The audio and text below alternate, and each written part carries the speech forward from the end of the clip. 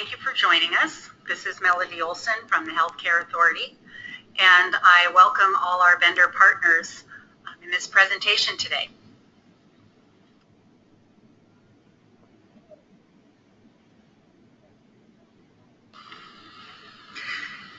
So today's objectives is to gain a shared understanding of the state's strategy for moving health IT beyond the organizational EHR systems that all of you have helped to implement around the state.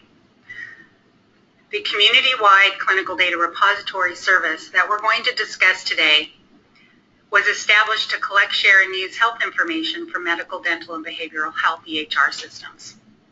Most importantly, we want to share the news of new requirements for provider organizations who have already purchased and implemented certified EHRs, what our ask is of them, and your role in helping prepare them. And just lastly, how you as a vendor community can join us in leadership to support our shared partners in this effort. As we progress through the presentation today, we would love to have you type in your questions in chat mode. We'll go through the presentation and then respond to your questions at the end.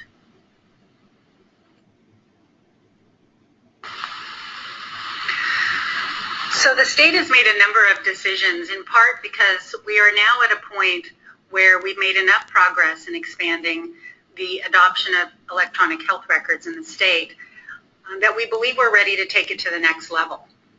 The state is taking a leadership role in the usage and exchange of standardized clinical and administrative information. And as you know, the federal government has really helped spearhead important progress on the standards front. However, one area of health information technology has lagged. We are not yet seeing the level of clinical information exchange that we believe is necessary to support the kind of transformation Washington is aiming for. As a result, we've made an investment in a clinical data repository to provide more useful information at the point of care to care teams. We've made a deliberate decision to deploy the repository through our state health information exchange, One Health Port, so that other health organizations and payers can take advantage of it. I share this information with you because Medicaid is only one payer of many in the community. And I think with the expansion of this particular product in the marketplace, you will continue to see requests to help share information from the EHRs that you support to the clinical data repository. For the purpose of this discussion, as we talk about clinical information, we're really referring to the data content of the CCDA. There are a number of reasons why we are implementing a clinical data repository at the community level. Several of the emerging needs are related to more organizations going at risk for performance, moving from being paid for the volume of transactions they do to getting paid for the outcomes and the improved health of the patients that they serve. Number of new organizational arrangements are being established, which require capabilities outside of their own health IT or EHR resource. There are needs across the community and at the state level for increased information and increased and more advanced analytics. Our data needs to go beyond what we currently have access to in terms of claims information, and it needs to include clinical care summaries, care plans, care assessments, etc.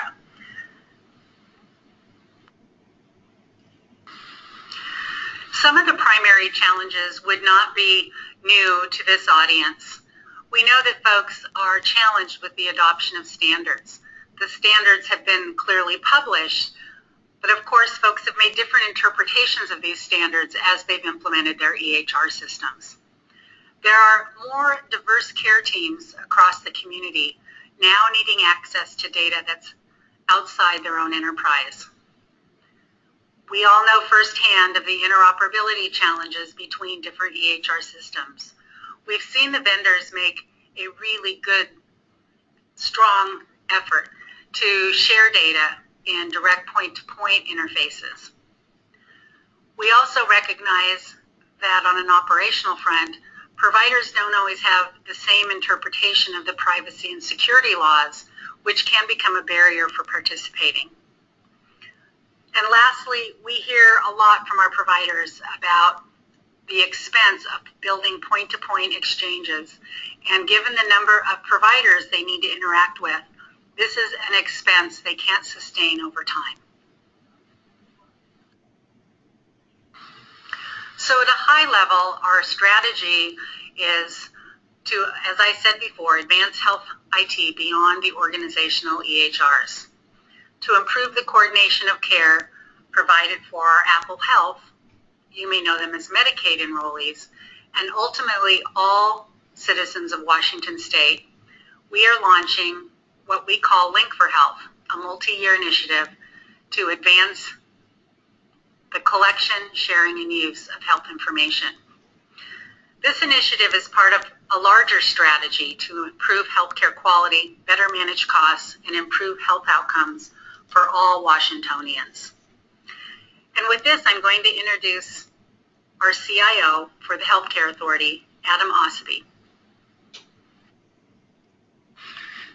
Thank you, Melody. I'm pretty excited to be here today talking to our EHR vendor community about all the great work that's happening around the state, and it's our relationship with you all is something that we're very proud about. Washington has a very ambitious vision towards creating a healthier community and more sustainable healthcare system, and we lovingly call that project our Healthier Washington Project. I'll talk a bit about how that's funded here in a moment, but there are three basic tenets associated with Healthier Washington. The first is building healthier communities through a collaborative regional approach.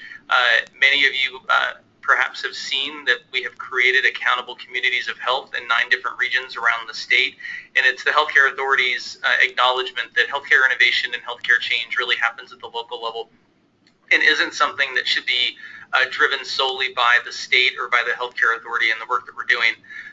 Continuing our work on ensuring that healthcare focuses on the whole person, we have a statutory target of 2020 to fully integrate the delivery of physical and behavioral health, and that's just one major component that we're focused on to having whole person care.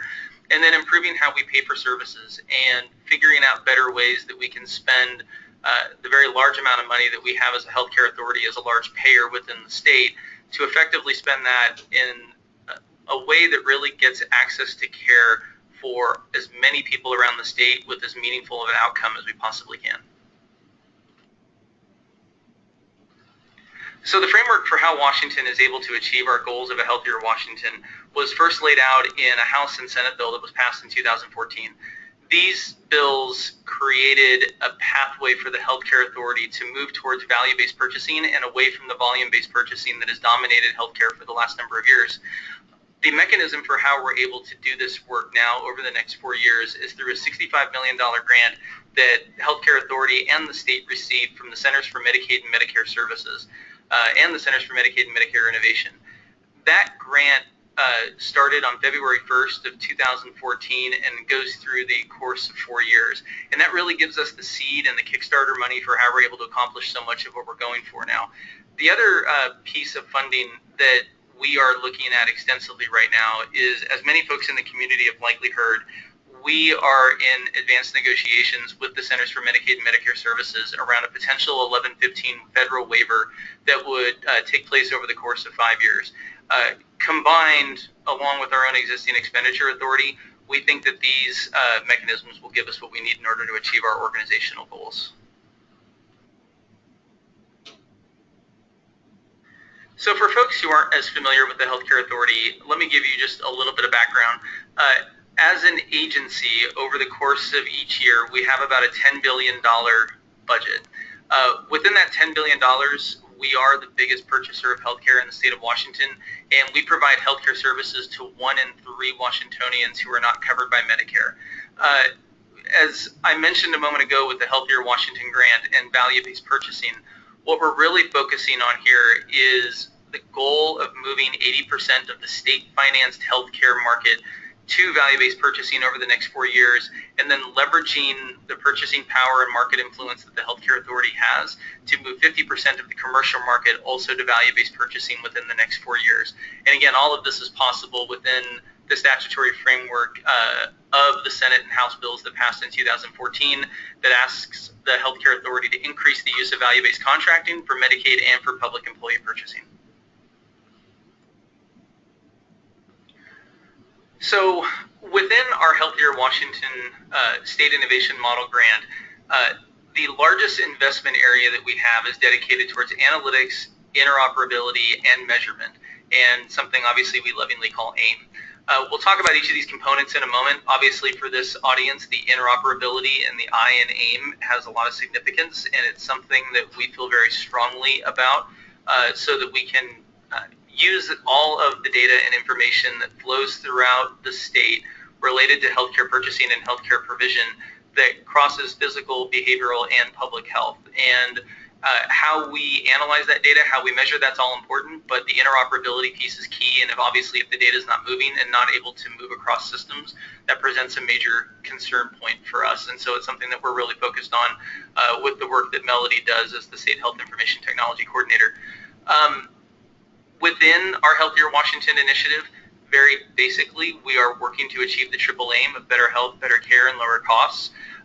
If you think about that second bullet that I mentioned a moment ago about AIM being the largest investment area, just think about how cool of a policy statement that is, that the state is saying that in order to achieve our policy and purchasing goals, the biggest area needs to be focused on data systems and the interoperability of data. It's a really great policy statement, I think, on behalf of Washington.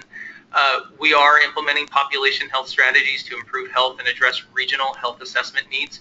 One of the biggest accomplishments we've had across the state in the last year is the release of the community checkup report by our partners at the Washington Health Alliance, and that was released on December 8th.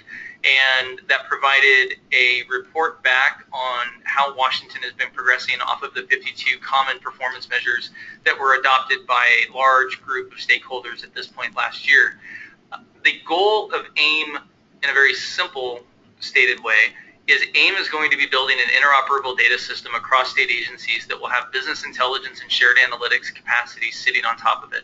So I talked about the Healthcare Authority having a $10 billion a year budget, but then you also look at our friends over at the Department of Health and our friends who do Medicaid services, the Department of Social and Health Services, and you have a significant portion of the state budget every year tied into providing health care. And the way that we've set that up has artificially created a number of silos, both policy-wise, data-wise, and delivery-wise across the organizations.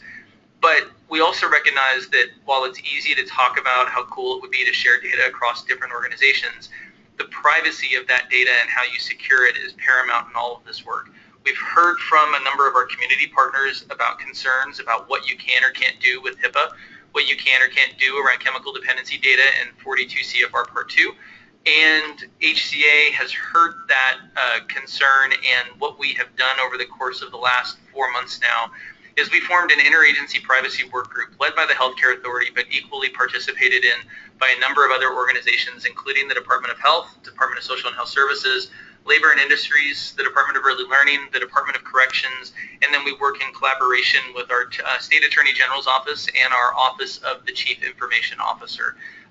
The goal of the group is to provide a set of principles and recommendations for how we can move data across different delivery systems, but then also to be able to provide our communities out there with the confidence that we do have the legal authority to do a lot of the innovative work that we're attempting to do as a healthcare authority.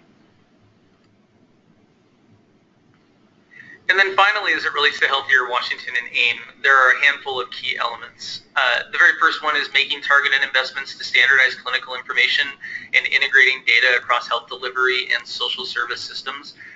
One of the contracts that we are most proud of right now is we are working with an organization called CORE out of Portland, Oregon. It's a group of data scientists that has been working with the Oregon Healthcare Authority now for about 3 years.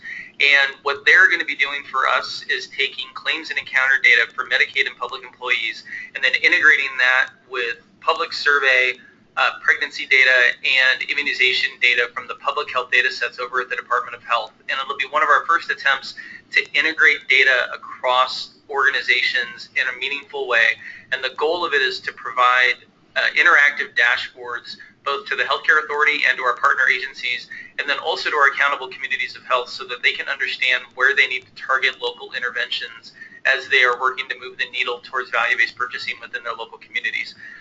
The second bullet, again, hits on the I within AIM and is something that we focus heavily on here in Washington. As many of you likely know, we are lucky enough to have one of the best health information exchanges in the country, and everything that we are looking at within AIM will be looking to enhance the state HIE services and make sure that it's operated as a shared community asset. We wouldn't dare to think about moving away from that really key community resource that we have. And then finally, on the third component, developing mapping and hotspotting tools to support health disparity interventions and community-based health improvement. So another organization that we are going to be working with on this endeavor is the University of Washington Institute for Health Metrics and Evaluation. They're a world-renowned hotspotting organization that has created the Global Burden of Disease Index, and they are working with King County, for example, right now, but they're also going to be working with the state to be able to provide hotspotting capabilities around each county and each ACH region throughout the state, and then be able to get that down to the zip code level so that we can see, for example, where you have high incidences of obesity, and if you were to adjust those obesity percentages, how would that affect the diabetes percentages within each of those zip codes? Just one small example for how we're trying to figure out different ways to map and hotspot data and to provide actionable information both to our agency leadership, the governor's office, and then most importantly, though, to our chief medical officer and our clinicians who are really responsible for driving the healthcare policies that we need in order to move on this. Overall, it's a really exciting project. We have, as you can tell, an incredibly aggressive and ambitious agenda. We have a little over 3 years now to get this whole thing done, which isn't a lot of time. And the key message from me here at the Healthcare Authority is to thank everybody out there who's listening to this and who's working with HCA on this work and also on the Clinical Data Repository project. And then also just to encourage your participation and to encourage you learning more about what we're doing across the state, both as local stakeholders and also as key partners in the work that we're doing going forward. So thank you.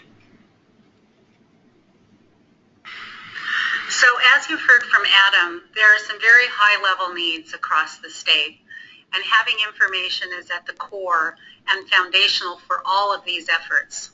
So I want to bring us back down to talking about Link4Health and our high-level approach. So we made a decision to deploy clinical management tools through our state health information exchange, One HealthPort, beginning with this first service of a clinical data repository. There will be additional services added, which might include care coordination tools, alerting mechanisms, etc. Our intent is to leverage the investments that the healthcare community has already made in your system and to make sure that these investments provide useful information at the point of care, regardless of where that client is. We want to make investments that advance standardized performance measures. Washington State has adopted a standard set of 52 measures, and we are building those measures into the clinical data repository and its reporting tools so that we are able to use the data from the EHR and from our claims data to be able to do standardized mainstream reports and dashboards. In order to accomplish this, the Healthcare Authority is leveraging our existing authorities as well as the meaningful use incentives to advance the health information exchange as well as the adoption of standards like the CCDA.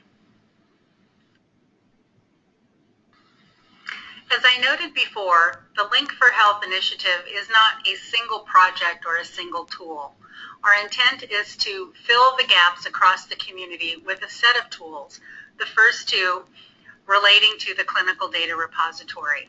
You'll see that with a series of tools, some that we've adopted, those with the checks, others that we have yet to determine are the best fit, but overall moving to a set of tools that enables community care management. The first two items that we have implemented is, you'll see here, is Connect, which shares patient information primarily for use by decision makers at the point of care, and Dimensions, which is the aggregate data that can be compiled to look across different populations.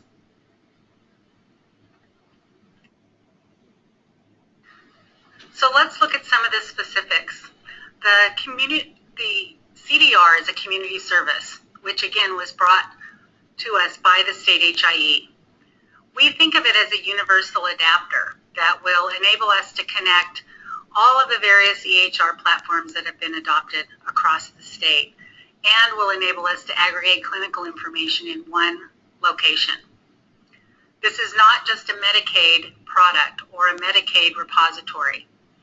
Any organizations or any other payers interested in improving performance can accelerate adoption of health information exchange by using this service.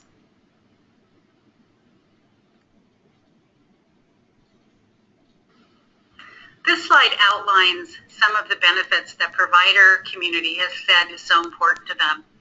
One, practitioners need to be able to bring data into their own EHR from the clinical data repository and view it using their own standard workflow. Providers do not want to have to leave the EHR that they use to go out and collect additional information. Another benefit is that the care team will have a more comprehensive understanding of the patient's medical history, which helps them make safe decisions in providing care. We will be able to provide mainstream quality reporting capabilities. For our partners in managed care organizations, this is extremely important, as we will have both clinical and administrative information available to be able to do more automated quality reporting. This can help reduce the future need for chart reviews associated with this activity. Some of the features of the clinical data repository is that it will leverage the standards for sharing clinical summaries. It will support clinical data exchange with organizations who do not share similar platforms, and it will aggregate clinical and administrative data into the longitudinal patient record. When we say administrative data, we're talking about both eligibility information as well as claims information.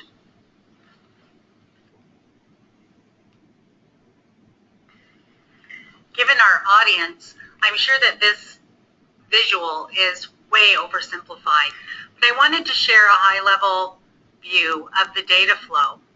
You'll see on the left-hand side are the certified EHR systems, whether they be in a hospital, a clinic, etc.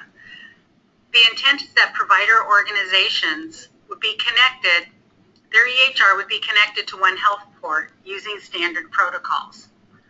The provider EHR pushes a standardized clinical summary document in the form of a CCDA through the HIE after each encounter with an Apple Health patient.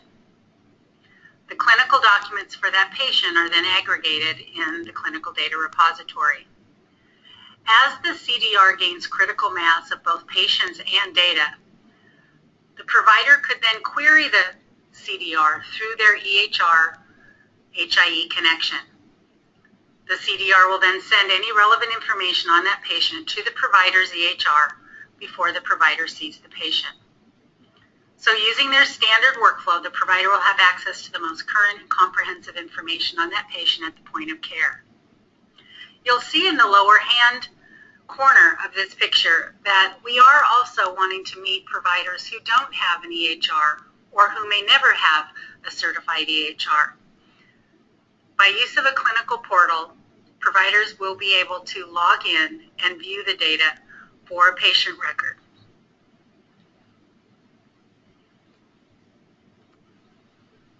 So the Healthcare Authority has decided to launch this in part to meet many of the emergency needs, as Adam referred to, in our overall efforts to reform healthcare in the state of Washington.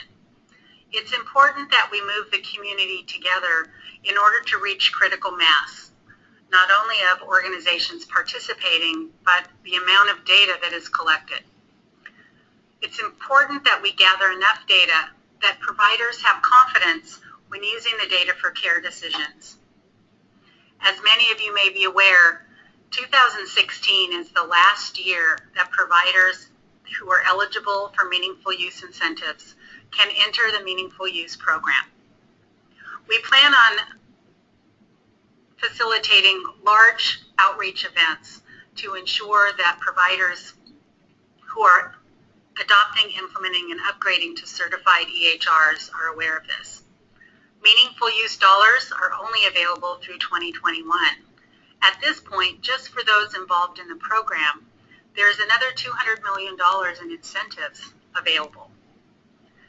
We also have heard through the Meaningful Use program that Medicaid manages here at the Healthcare Authority that providers are having difficulty meeting Stage 2 meaningful use requirements for the exchange of clinical summaries. In order to reach critical mass, the Healthcare Authority has decided to use existing authorities and the meaningful use incentives to move the needle.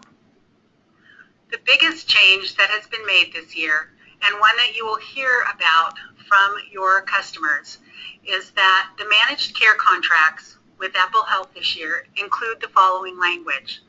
The contractor shall require that when subcontracted provider organizations with certified EHR systems see an Apple Health managed care enrollee, they send a care summary in the form of a CCDA from the provider's EHR to the clinical data repository, beginning no later than February 1st, 2017.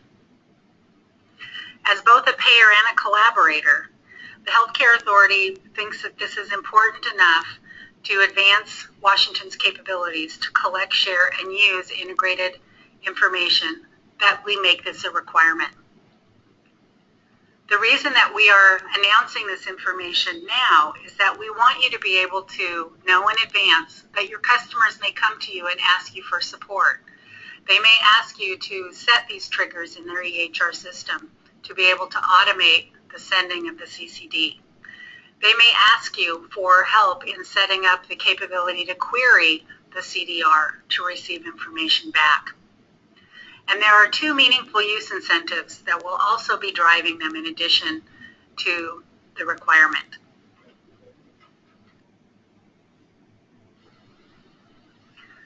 In order to help providers meet meaningful use stage 2 and access some of the untapped dollars available, there are two objectives we've identified that participation in the CDR can be met. The first is Objective 5, which used to be called the Summary of Care Objective and is now called Health Information Exchange. I've noted the requirement here, and one of the things we believe is that by contributing data using a CCDA from the certified EHR to WALink4Health CDR adds to an integrated Medicaid patient record. It makes this information available to authorized providers using different EHR systems. As a result, HCA is seeking formal approval from CMS that by contributing data to the CDR, the provider will have fully met this objective, and this will help overcome some of the interoperability challenges that face us. The second objective we think we can help a provider meet through use of the CDR is Objective 7, Medication Reconciliation. Again, we've noted the requirement here. Although Objective 5 is met by contributing data, Objective 7 would be met by querying the WALink4Health CDR, where the provider would then be able to view an expanded list of current medications that include all the external lists from other providers and hospital systems.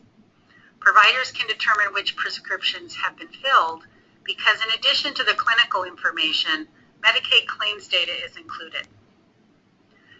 HCA is also seeking approval from CMS that by querying the CDR, this fully meets this objective as well.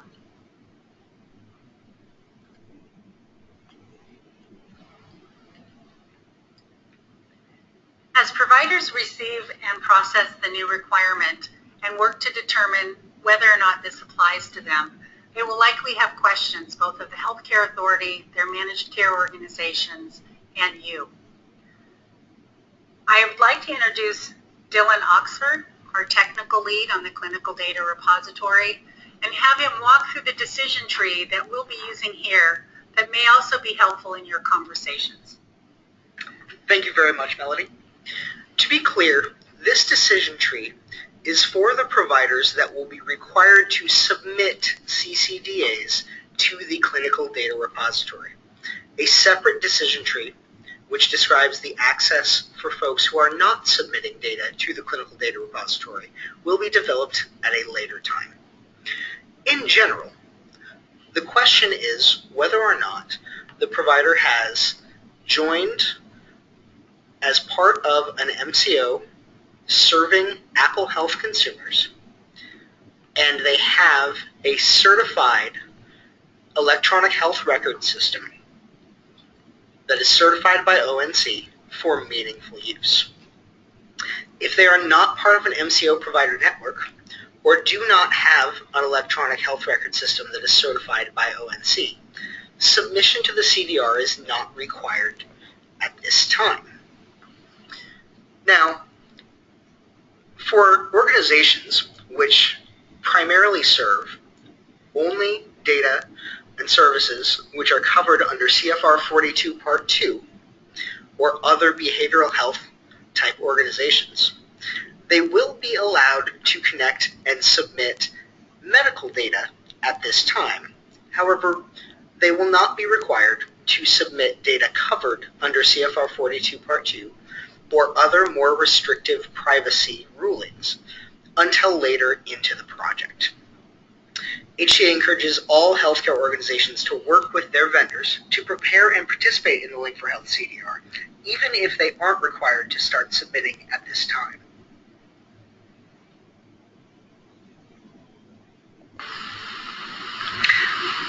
Continuing with the concept of privacy laws, managing patient consent for the participation and use of the CDR service is based on the HIPAA definitions of treatment, payment, and operations. The same consent that organizations obtain today should cover all of the consent needed for the data going into the clinical data repository at this time. And remember that everyone utilizing the clinical data repository must also comply with the HIPAA regulations regarding accessing the data and client information under the HIPAA treatment, payment, and operations rules.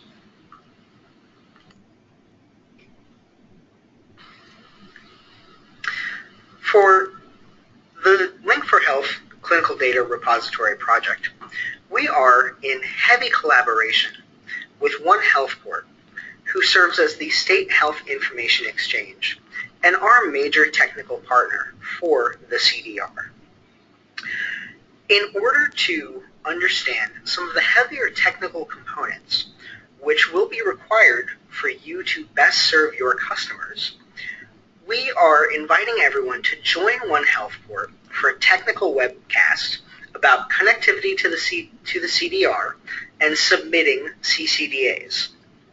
The information about that webcast is listed below, as well as a link to sign up for the webcast itself. We encourage all of you to join and participate with One Healthport in starting the ball rolling.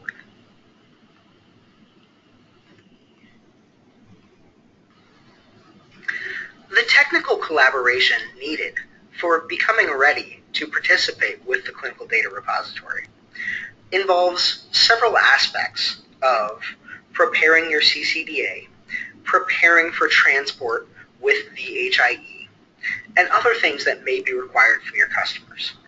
This includes applying confidentiality classification codes to the data that you're submitting in the CCDA, limiting the impact on the provider workflow, supporting providers in their testing and onboarding activities, figuring out how to enable the capabilities for them to view the data from their current EHR. A complete list of the steps required to go through is available at the link provided on this slide.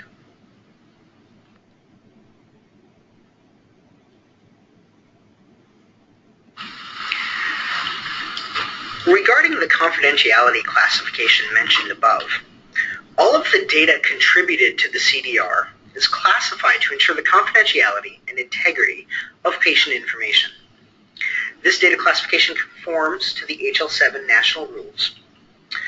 And there's a lift here for our partners in the provider community in that they have to determine all of the rules for classifying their data prior to submitting that data to the clinical data repository.